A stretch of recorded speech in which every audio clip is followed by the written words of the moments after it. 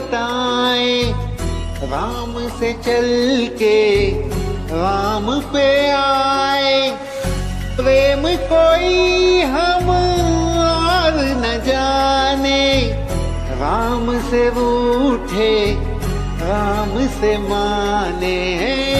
राम सिया की करुण कहानी, एक है चंदन एक है पानी। राम सिया राम जय जय राम। राम सिया राम जय जय राम। राम राम दोस्तों, मैं हूँ रेणु भाटिया और आप सुन रहे हैं Rab Katha presents Valmiki Ramayana as it is. ये है 101 एपिसोड उत्तरकांड भाग 8। यदि आपको सुनने में मज़ा आ रहा हो तो please like and subscribe.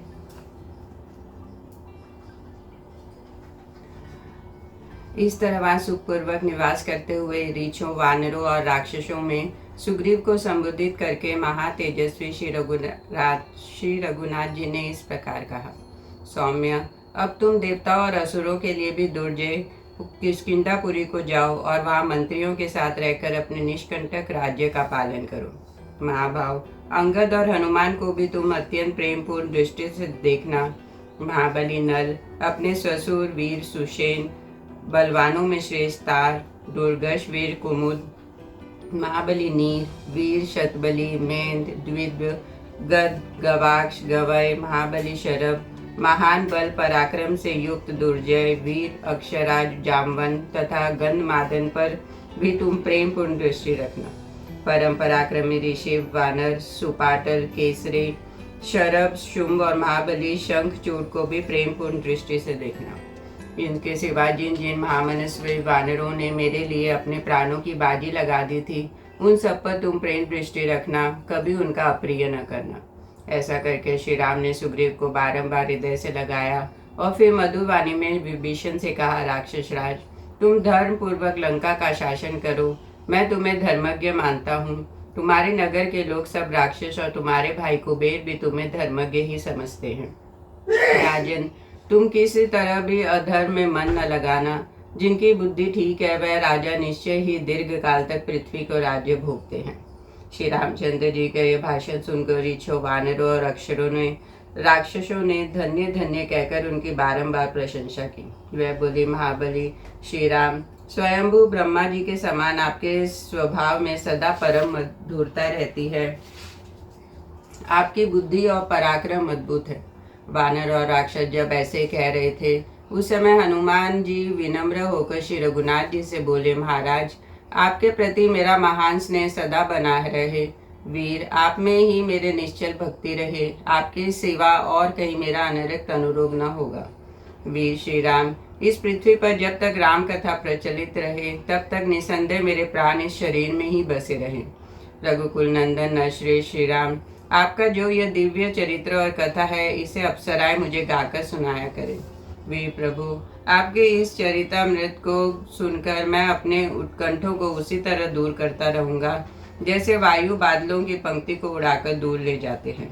Hanuman ji के ऐसा कहने पर श्री रघुनाथ जी ने श्रेष्ठ सिंहासन पर उठते उन्हें हृदय से लगा लिया और स्नेह पूर्वक इस प्रकार कहा, कपिश्रेष्ठ, ऐसा ही होगा, इसमें संशय नहीं है।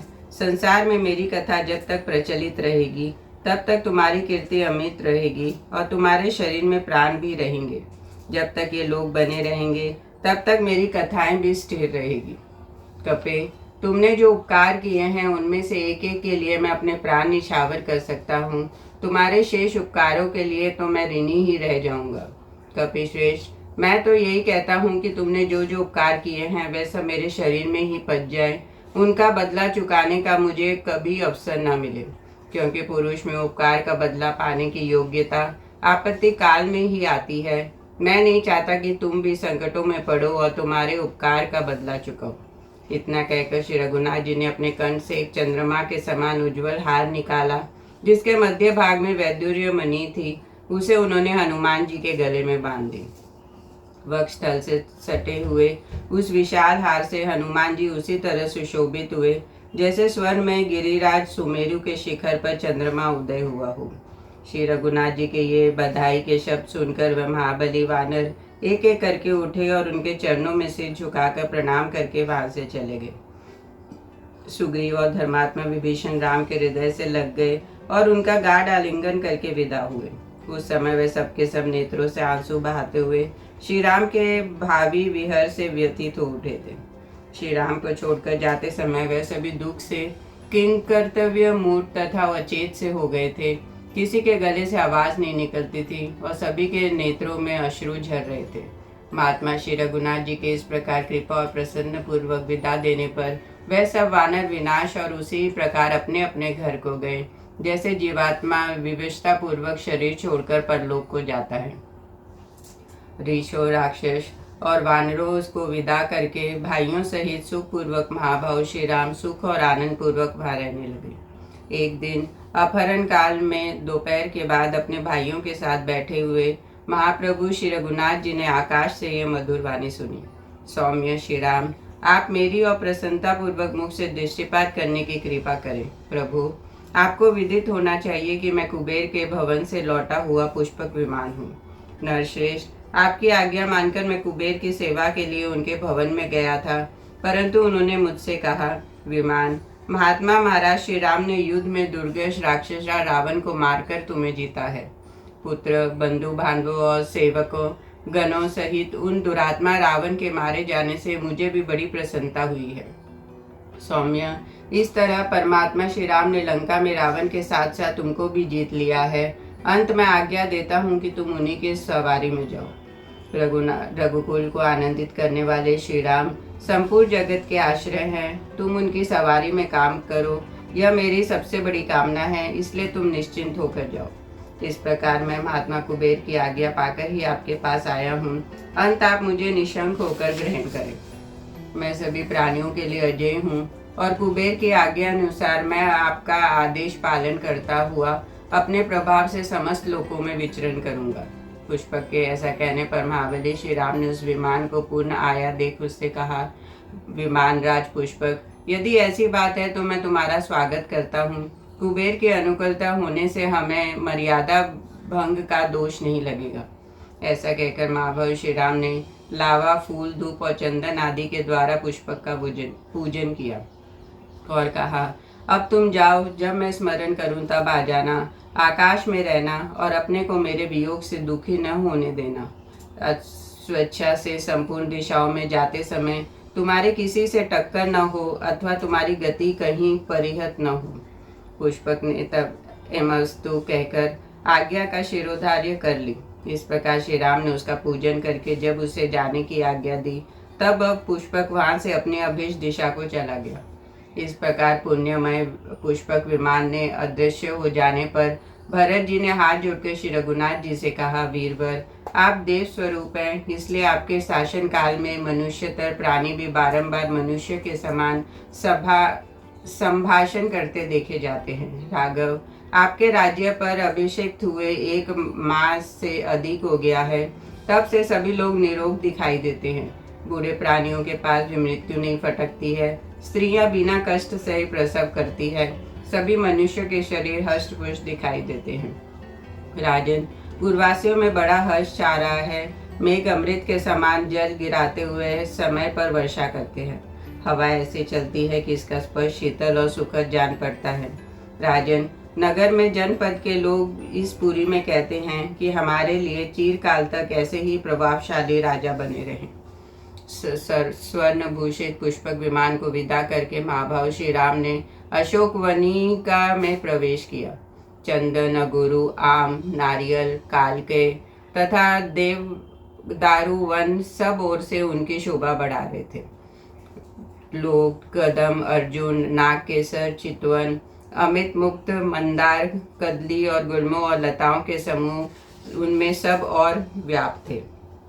सदा फूल और फल देने वाले रमणीय, मनोरम, दिव्य रस और गंध से युक्त तथा नूतन अंकुर पल्लवों से अलंकृत वृक्ष भी इस अशोक वनिका की शोभा बढ़ा रहे थे। वृक्ष लगने से कला में सुशील मालियों द्वारा तैयार किए हुए दिव्य वृक्ष, जिनमें मनोहर पल्लव और पुष्प शोभा पाते थे और जिनके ऊपर मतवाले भ्रमर छा रहे थे, उस उपवन की श्री वृद्धि कर रहे थे। वहाँ अनेक प्रकार के सुगंध पुष्प और गुच्छ दृष्टिगोचर होते थे। उत्तम जल से भरी हुई भांति भांति की बावड़ियां दिखाई देती थी। वह भांति भांति के परकोटों और शिलाओं से भी सुशोभित थी।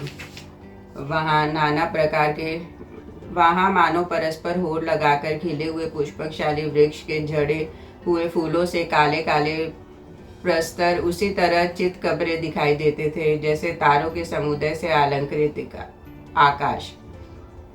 वहाँ अनेक ऐसे भवन थे जिनके भीतर बैठने के लिए बहुत से आसन सजाए गए थे।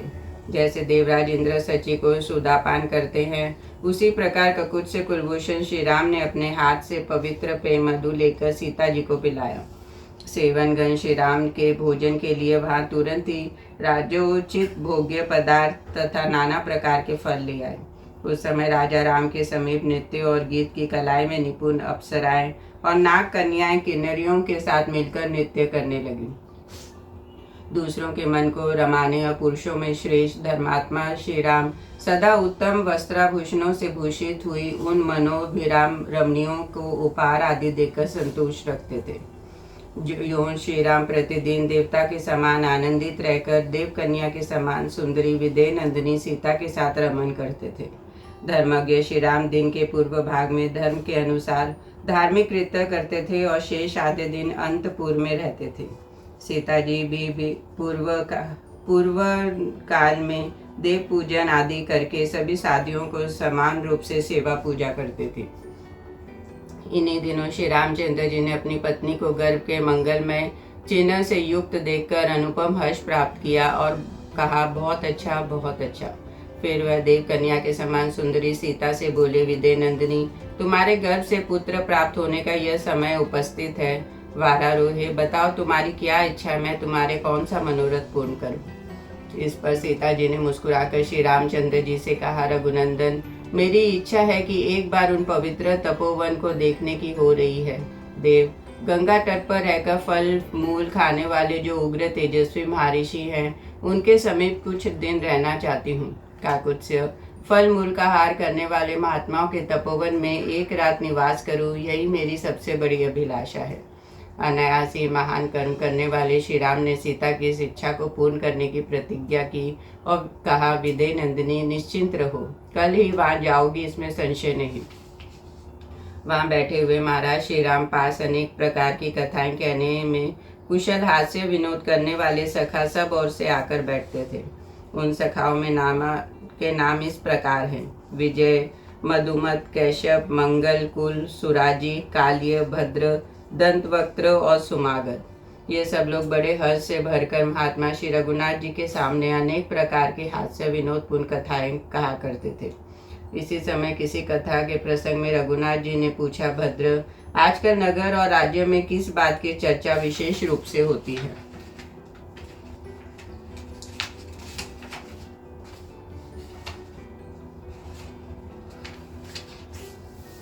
नगर और जनपद के लोग मेरे, सीता के, भरत के, लक्ष्मण तथा शत्रुघ्न और माता कैकेयी के विषय में क्या क्या बातें करते हैं, वह सब मुझे बताओ। श्री रामचंद्र जी के ऐसा कहने पर भद्र हाथ जोड़कर बोला, महाराज, आजकल पूर्ववासियों में आपको लेकर सदा अच्छी ही चर्चाएं चलती है। भद्रे के ऐसे कहने पर श्री रघुनाथ जी ने कहा, पूर्ववासी मेरे विषय में कौन कौन सी शुभ और अशुभ बातें करते हैं, उन सबको यथार्थ रूप से पूर्ण बताओ। तुम विश्वस्त और निश्चिंत होकर बेखटक कहो, पूर्ववासी और जनपद के लोग मेरे विषय में किस प्रकार अशुभ चर्चाएं करते हैं। श्री रघुनाथ जी के ऐसे कहने पर भद्र ने हाथ जोड़कर एकाग्रचित हो उन महाभाव श्री राम से वह परम सुंदर बात कही। राजन, सुनिए, पूर्ववासी मनुष्य चौराहों पर, बाजार में, सड़कों पर और वन और उपवन में भी आपके विषय में किस प्रकार शुभ और अशुभ बातें कहते हैं, यह बता रहा हूँ। वह कहते हैं, श्री राम समुद्र पर पुल बांधकर दुष्कर कर्म किया है, ऐसा कर्म तो पहले के किन्हीं देवताओं और दानवों से नहीं सुना होगा। श्री राम द्वारा दुर्ग श्रावण सेना और सवारियों सहित मारा गया तथा राक्षसों सहित रीछ और वानर भी वश में कर लिए गए। परंतु एक बात खटकती है, युद्ध में रावण को मारकर श्री रघुनाथ जी ने सीता को अपने घर ले आए। उनके मन में सीता के चरित्र को लेकर रोष और या अमर्ष नहीं हुआ। उनके हृदय में सीता संभोग जनित सुख कैसे लगता होगा। पहले रावण ने बलपूर्वक सीता को गोद में उठाकर उनका अपहरण किया था, फिर वह उन्हें लंका भी ले गया और वहां उनके अंतपुर के क्रीड़ा कानन अशोक वाटिका में रखा। इस प्रकार राक्षसों के वश में होकर वह बहुत दिनों तक रही, तो भी श्री राम ने उनसे घृणा नहीं करते हैं। अब हम लोगों को भी स्त्रियों की ऐसी बात सहनी पड़ेगी, क्योंकि राजा जैसा करता है प्रजा भी उसका अनुसरण करती है। राजन, इस प्रकार सारे नगर और जनपद में पूर्वासी मनुष्य बहुत सी बातें करते हैं। भद्रे की यह बात सुनकर श्री रघुनाथ जी ने अत्यंत पीड़ित होकर समस्त हृदयों से पूछा, आप लोग भी मुझे बतावें यह कहाँ तक ठीक है। तब सबने धरती पर मस्तक टिकाकर श्री रामचंद्र जी को प्रणाम करके दीनता पूर्वक वाणी में कहा, प्रभु भद्र का यह कठिन ठीक है, इसमें तनिक भी संशय नहीं। सबके मुख से यह बात सुनकर शत्रुसूदन श्री राम तत्काल उन सब सहृदयों को विदा कर दिया। मित्र मंडली को विदा करके श्री रघुनाथ जी ने बुद्धि से विचार कर अपना कर्तव्य निश्चय किया और निकटवर्ती द्वारपाल से इस प्रकार कहा, तुम शीघ्र ही जाकर महाभाग भरत, सुमित्रा कुमार लक्ष्मण और अपराजित और वीर शत्रुघ्न को यहाँ बुला लाओ। वहाँ श्री रामचंद्र जी का यह आदेश सुनकर द्वारपाल ने मस्तक पर अंजलि बांधकर उन्हें प्रणाम किया और लक्ष्मण के घर जाकर बेरोक टोक उनके भीतर प्रवेश किया। वह हाथ जोड़कर जय जयकार करते हुए उन्होंने महात्मा लक्ष्मण से कहा, कुमार महाराज आपसे मिलना चाहते हैं, अंत शीघ्र चलिए, विलंब न कीजिए। लक्ष्मण जाते देख द्वारपाल भरत के पास गया और उन्हें हाथ जोड़कर यही बात कही। श्री राम ने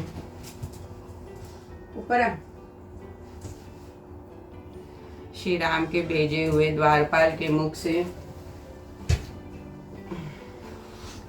यह बात सुनकर महाबली भरत तुरंत अपने आसन से उठ खड़े हुए और पैदल ही चल दिए। भरत को जाते देख द्वारपाल बड़ी उतावली के साथ शत्रुघ्न के भवन में जाकर यही बात कही। द्वारपाल की बात सुनकर शत्रुघ्न अपने उत्तम आसन से उठे और धरती पर माथा टेक मनी मन श्री रामचंद्र जी की वंदना करके तुरंत उनके निवास स्थान की ओर चल दिए। कुमारों का आगमन सुनकर चिंता से व्याकुल इंद्र वाले श्री राम ने नीचे मुख किए दुख मन से द्वारपालों को आदेश दिया, तुम तीनों राजकुमारों को जल्दी मेरे पास ले आओ, मेरा जीवन इन्हीं पर आलंबित है, यह मेरे प्यारे प्राण स्वरूप है। महाराज की आज्ञा पाकर वह श्वेत वस्त्रधारी कुमार सिर झुकाए हाथ जोड़े एकाग्रचित हो भवन से भीतर गए। उन्होंने श्री राम का मुख उस तरह उदास देखा मानो चंद्रमा पे ग्रहण लग गया हो। वह संध्या काल के सूर्य की भांति प्रभा शून्य हो रहा था। तदनंतर उन तीनों भाइयों ने तुरंत श्री राम के चरणों में मस्तक रखकर प्रणाम किया। फिर वह सबके सब प्रेम से सम्मानित होकर खड़े हो गए। उस समय श्री राम आंसू बहा रहे थे। महाबली श्री रघुनाथ जी ने दोनों भुजाओं से उठाकर उन सबको आलिंगन किया और कहा, इन आसनों पर बैठो। जब वह बैठ गए तब उन्होंने कहा, राजकुमारों, तुम लोग मेरे सर्वस्व हो, तुम ही मेरे जीवन हो और तुम्हारे द्वारा संपादित इस राज्य का पालन करता हूँ। नरेश्वरों, तुम सभी शास्त्रों में ज्ञाता और उनमें बताए कर्तव्य का पालन करने वाले हो। तुम्हारी बुद्धि भी परिपक्व है। इस समय मैं जो कार्य तुम्हारे सामने उपस्थित करने वाला हूँ उसका तुम सबको मिलकर संपादन करना चाहिए। श्री रघुनाथ जी के ऐसे कहने पर सभी भाई चौकन्ने हो गए। सबका चित्त उद्विग्न हो गया और सभी सोचने लगे, न जाने महाराज हमसे क्या कहेंगे। इस प्रकार सब भाई दुखी मन से वहां बैठे हुए थे। उस समय श्री रामचंद्र जी ने सूखे मुख से उनके सामने ये बात कही, बंधुओं, तुम्हारा कल्याण हो। तुम सब लोग मेरी बात सुनो, मन को इधर उधर ना लाओ। पूर्ववासियों के यहाँ मेरे और सीता के विषय में जैसी चर्चा चल रही है उसी को मैं बता रहा हूँ। इस समय पूर्ववासी और जनपद के लोगों में सीता के संबंध में महान उपवाद फैला हुआ है। मेरे प्रति भी उनका बड़ा घृणापूर्वक भाव है। उन सबकी यह घृणा मेरे मर्म स्थल को विदीर्ण किए देती है। मैं इक्ष्वाकु वंश महात्मा नरेशों के कुल में उत्पन्न हुआ हूँ। सीता ने भी महात्मा जनकों के उत्तम कुल में जन्म लिया है। सौम्य लक्ष्मण, तुम तो यह जानते ही हो कि किस प्रकार रावण निर्जन दंड कारने से उन्हें हरकर ले गया था और मैंने उनका विध्वंस कर डाला। इसके बाद लंका में ही जानकी के विषय में मेरे अंतकरण में यह विचार उत्पन्न हुआ था कि इनके इतने दिनों तक यहाँ रह लेने पर मैं इन्हें राजधानी में कैसे ले जा सकूंगा। सुमित्रा कुमार, उस समय अपनी पवित्रता का विश्वास दिलाने के लिए सीता ने तुम्हारे सामने ही अग्नि में प्रवेश किया था और देवताओं के समक्ष स्वयं अग्निदेव ने उन्हें निर्दोष बतलाया था। आकाशचारी वायु, चंद्रमा और सूर्य ने भी पहले देवताओं तथा समस्त ऋषियों के समीप जानकी नंदिनी को निष्पाप घोषित किया था। इस प्रकार विशुद्ध आचार वाली सीता को देवताओं और गंधर्वों के समीप साक्षात देवराज इंद्र ने लंका द्वीप के अंदर मेरे हाथों में सौंप दिया था। मेरी अंतरात्मा भी यशस्विनी सीता को शुद्ध समझती है, इसलिए मैं इन विदे नंदिनी को साथ लेकर अयोध्या आया था। परंतु अब यह महान उपवाद फैलने लगा है। पूर्वासी और जनपद में लोगों में मेरी बड़ी निंदा हो रही है, इसलिए मेरे हृदय में बड़ा शोक है। जिस किसी भी प्राणी के अपकीर्ति लोक में सबकी चर्चा का विषय बन जाती है, वह अधम लोकों में गिर जाता है और जब तब उस अपयश की चर्चा होती है तब तक वह पड़ा रहता है। देवगण लोकों में अपकीर्ति की निंदा और कीर्ति की प्रशंसा करते हैं। समस्त श्रेष्ठ महात्माओं का सारा शुभ आयोजन उत्तम कीर्ति की स्थापना के लिए ही होता है। नरश्रेष्ठ बंधुओं, मैं लोक निंदा के भय से अपने प्राणों को और तुम सबको भी त्याग सकता हूँ, फिर सीता को त्यागना कौन बड़ी बात है। अन तुम लोग मेरी ओर देखो, मैं शोक के समुद्र में गिर गया हूँ। इससे बढ़कर कभी कोई दुख मुझे उठाना पड़े, इसका मुझे याद नहीं।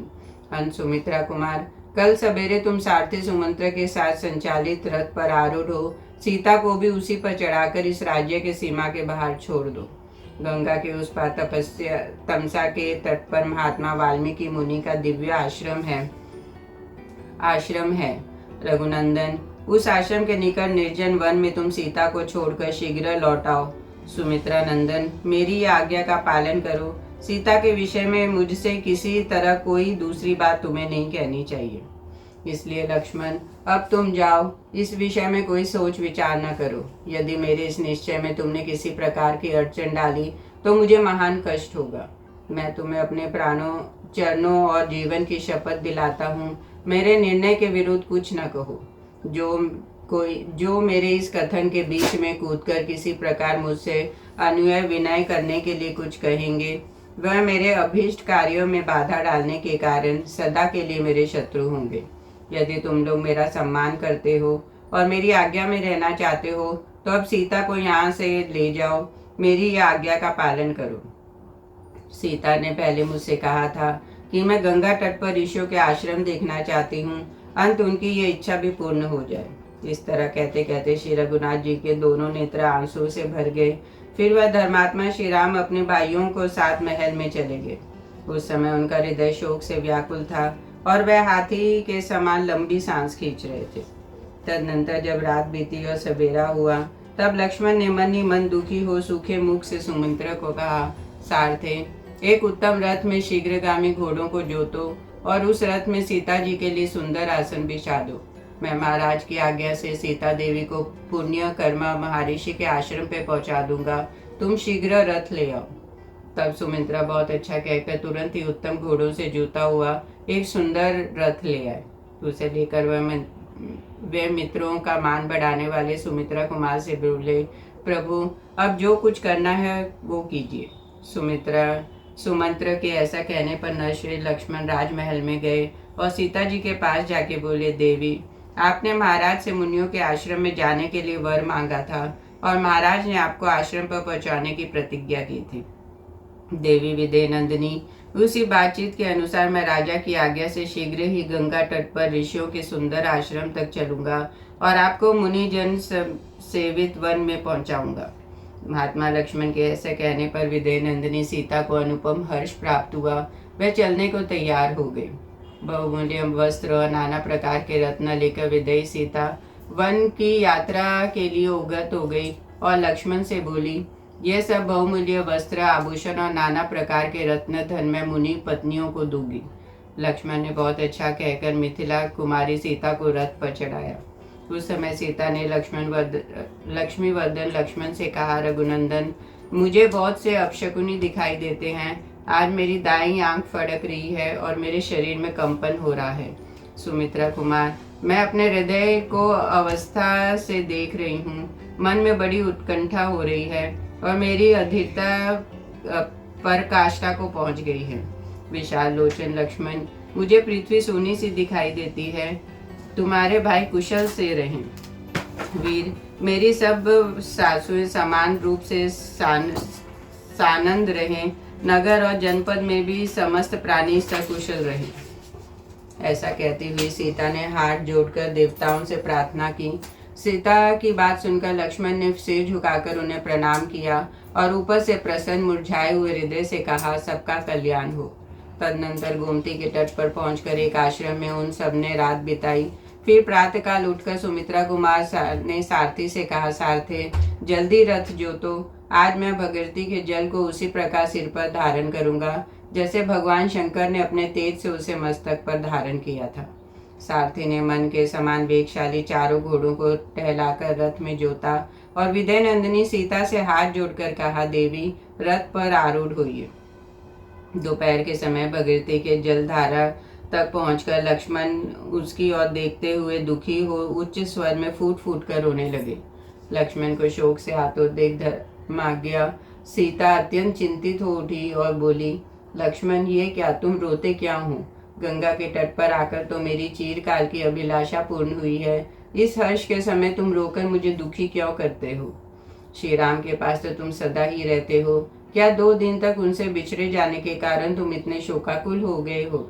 लक्ष्मण, श्री राम तो मुझे भी अपने प्राणों से बढ़कर प्रिय हैं, परंतु मैं तो इस प्रकार शोक नहीं कर रही हूँ। तुम ऐसे नादान मत बनो। तत्पश्चात उन महर्षियों का यथा योग्य अभिवादन करके वहां एक रात ठहरकर हम पुनः अयोध्यापुरी को लौट चलेंगे। मेरा मन भी सिंह के समान वक्ष स्थल, कुश उदर और कमल के समान नेत्रों वाले श्री राम को, जो मन को रमने वालों में सबसे श्रेष्ठ है, देखने के लिए उतावला हो रहा है। सीता जी का यह वचन सुनकर लक्ष्मण ने अपने दोनों सुंदर आंखें पोंछ ली और कहा, और नाविकों को बुलाया। उन मल्हों ने हाथ जोड़कर कहा, प्रभु यह नाव तैयार है। लक्ष्मण ने गंगा जी को पार करने के लिए सीता जी के साथ उस सुंदर नौका पर बैठे और बड़ी सावधानी के साथ उन्होंने सीता को गंगा जी के उस पार पहुंचाया। मल्लाहों की उस वह नाव विस्तृत और सुसज्जित थी। लक्ष्मण ने उस पर पहले सीता जी को चढ़ाया, फिर स्वयं चढ़े। उन्होंने रथ सहित सुमित्रा को वहीं ठहरने के लिए कहा और शोक से संतप्त होकर नाविक से कहा, चलो। तदनंतर भगीरथी के तट पर पहुंचकर लक्ष्मण के नेत्रों में आंसू भर आए और उन्होंने मिथिलेश कुमारी सीता से हाथ जोड़कर कहा, विदय नंदिनी, मेरे हृदय में सबसे बड़ा कांटा यही खटक रहा है कि आज रघुनाथ जी ने बुद्धिमान होकर भी मुझे वह काम सौंपा है जिसके कारण लोक में मेरी बड़ी निंदा होगी। इस दशा में यदि मुझे मृत्यु के समान यंत्रणा प्राप्त होती है अथवा मेरे साक्षात मृत्यु ही हो जाए तो वह मेरे लिए परम कल्याणपूर्ण होगी, परंतु इस लोक निंदित कार्य में मुझे लगाना उचित नहीं था। शोभने, आप प्रसन्न हो, मुझे कोई दोष न दें। ऐसा कहकर हाथ जोड़े हुए लक्ष्मण पृथ्वी पर गिर पड़े। लक्ष्मण हाथ जोड़कर रो रहे थे और अपनी मृत्यु चाह रहे थे। यह देखकर मिथिलेश कुमारी सीता अत्यंत उद्विग्न हो उठी और लक्ष्मण से बोली, लक्ष्मण यह क्या बात है, मैं कुछ समझ नहीं पाती हूँ, ठीक ठीक बताओ। महाराज कुशल से तो हैं, मैं देखती हूँ तुम्हारा मन स्वस्थ नहीं है। मैं महाराज की शपथ दिलाकर पूछती हूँ, जिस बात से तुम्हें इतना संताप हो रहा है वह मेरे निकट सच सच बताओ, मैं उसके लिए आज्ञा देती हूँ। विदय नंदिनी के इस प्रकार प्रेरित करने पर लक्ष्मण दुखी मन से नीचे मुंह किए अश्रुगत कंठ में इस प्रकार बोले, जनक नंदिनी, नगर और जनपद में आपके विषय में जो अत्यंत भयंकर उपवाद फैला हुआ है उसे राजसभा में सुनकर श्री रघुनाथ जी का हृदय संतप्त हो उठा और वह मुझसे यह सब बात बताकर महल में चले गए। देवी, राजा श्री राम ने जिन उपवाद वचनों को दुख न सह सकने के कारण अपने हृदय में रख लिया है उन्हें मैं आपके सामने बता नहीं सकता, इसलिए मैंने उनकी चर्चा छोड़ दी है।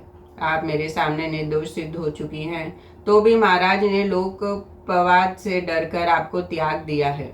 देवी, आप कोई और बात न समझे। अब महाराज की आज्ञा मानकर तथा आपकी भी ऐसी ही इच्छा समझकर मैं आश्रमों के पास ले जाकर आपको वहीं छोड़ दूंगा। शुभे, यह रहा गंगा जी के तट, ब्रह्मा ऋषियों का पवित्र एवं रमणीय तपोवन। आप विषाद न करें।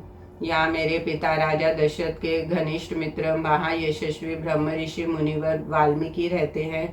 आप उन्हीं महात्मा के चरणों की छाया का आश्रय ले यहाँ सुख पूर्वक रहें।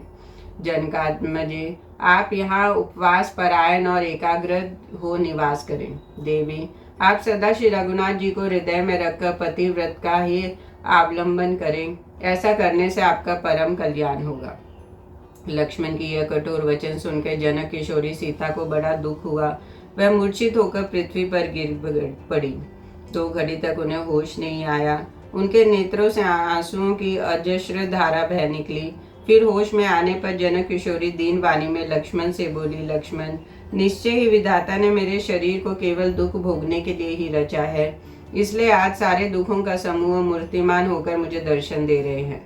मैंने पूर्व जन्म में ऐसा कौन सा पाप किया था अथवा किसका स्त्री से बिछो कराया था जो शुद्ध आचरण वाली होने पर भी महाराज ने मुझे त्याग दिया।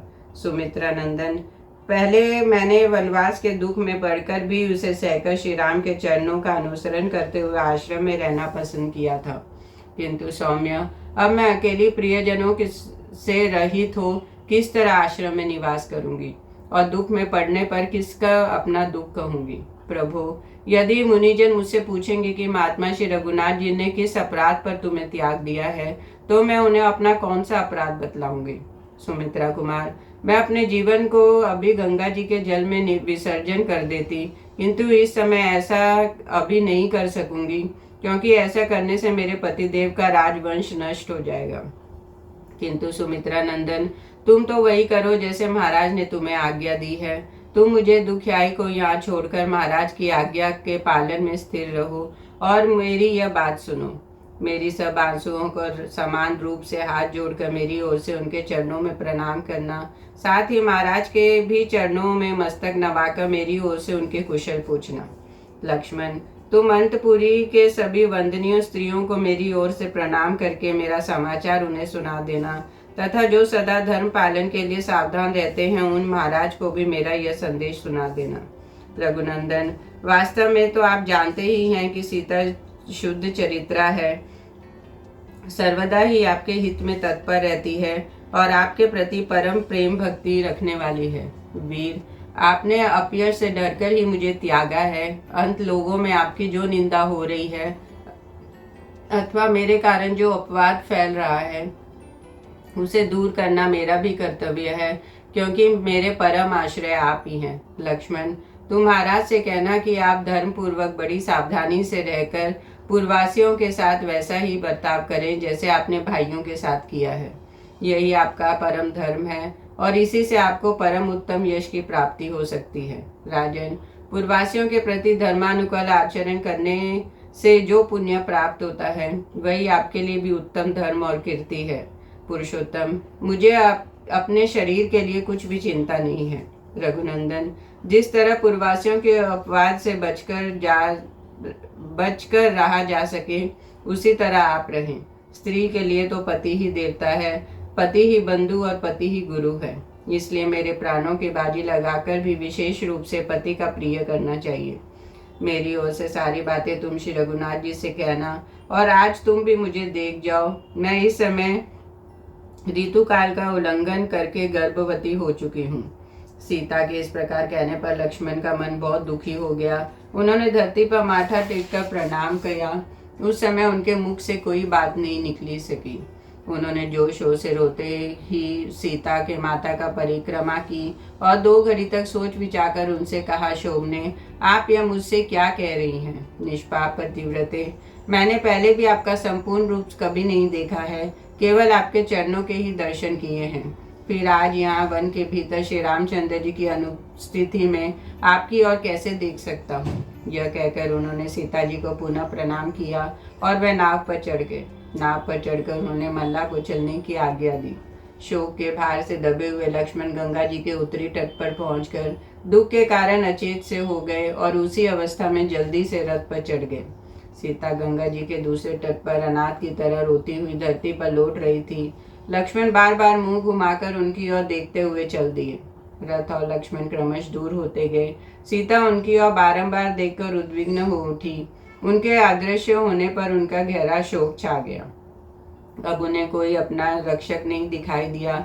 अंत यश को धारण करने वाली वह यशस्विनी सती सीता दुख के भारी भार से दबकर चिंतामग्न हो मयूरों के कलानाद से गूंजते उस वन में जोर जोर से रोने लगी। जहाँ सीता रो रही थी वहां से थोड़ी ही दूर पर ऋषियों के कुछ बालक थे। वह उन्हें रोते देख अपने आश्रम की ओर दौड़े।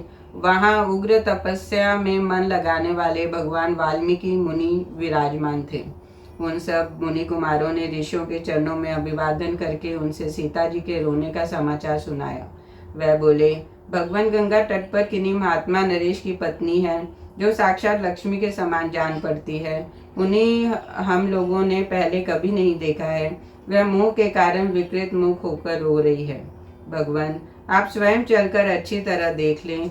वह आकाश से उतरी हुई किसी देव कन्या के समान दिखाई पड़ रही है।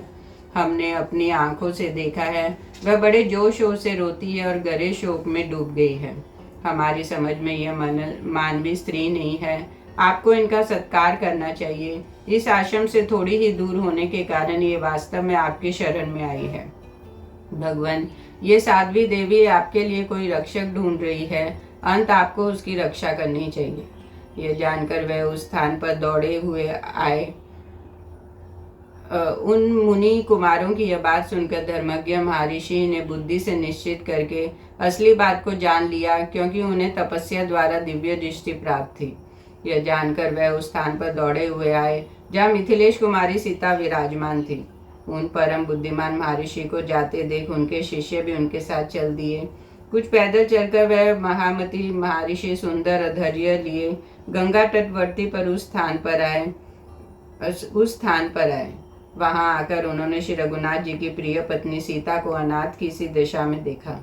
शोक के भार से पीड़ित हुई सीता को अपने तेज से हाल्यदित सी करते हुए मुनिवर वाल्मीकि मधुर वाणी में बोले, पतिव्रते, तुम राजा दशरथ की पुत्रवधी महाराज श्री राम की प्यारी पटरानी और मिथिला के राजा जनक की पुत्री हो। तुम्हारा स्वागत है।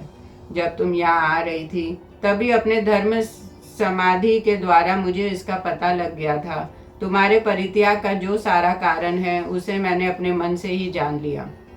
महाभागो, तुम्हारा सारा वृत्तांत मैंने ठीक ठाक जान लिया है। त्रिलोकी में जो कुछ हो रहा है वह सब मुझे विदित है। सीते, मैं तपस्या द्वारा प्राप्त दिव्य दृष्टि से जानता हूँ कि तुम निष्पाप हो। अंत विदय नंदिनी, अब निश्चित हो जाओ, इस समय तुम मेरे पास हो। बेटी, मेरे आश्रम के पास ही कुछ तापसी स्त्रियां रहती है जो तपस्या में संलग्न है। वह अपनी बच्ची के समान सदा तुम्हारा पालन करेगी। यह मेरा दिया हुआ अर्घ ग्रहण करो और निश्चित एवं निर्भय हो जाओ। अपने ही घर में आ गई हो ऐसा समझकर विषाद न करो। महर्षि का यह अत्यंत अद्भुत भाषण सुनकर सीता ने उनके चरणों में मस्तक झुकाकर प्रणाम किया और हाथ जोड़कर कहा, जो आ गया। तब मुनि आगे आगे चले और सीता हाथ जोड़े उनके पीछे हो ली। मुनि श्रेष्ठ, आपका स्वागत है। बहुत दिनों बाद यहाँ आपका शुभागमन हुआ है। हम सभी आपको अभिवादन करती हैं। बताइए, हम आपकी क्या सेवा करें। उनका वचन सुनकर वाल्मीकि जी बोले, यह परम बुद्धिमान राजा श्री राम की धर्मपत्नी सीता यहाँ आई है। यह सती सीता राजा दशरथ की पुत्रवधू जनक की पुत्री है। निष्पाप होने पर भी पति ने इनका परित्याग कर दिया है। अंत मुझे ही इनका सदा पालन करना है। अंत आप सब लोग इन पर अत्यंत स्नेह दृष्टि रखें। मेरे कहने से तथा अपने ही गौरव से भी आपकी विशेष आदरणीय है। इस प्रकार बारंबार सीता जी को मुनि पत्नियों के हाथ में सौंपकर महायशस्वी एवं महातपस्वी वाल्मीकि जी शिष्यों के साथ फिर अपने आश्रम पर लौट आए। जय श्री राम।